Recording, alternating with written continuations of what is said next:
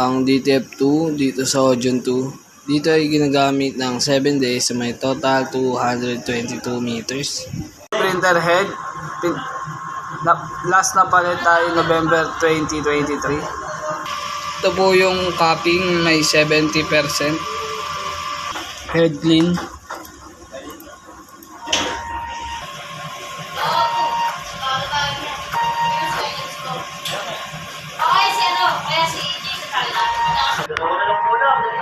Nozzle check.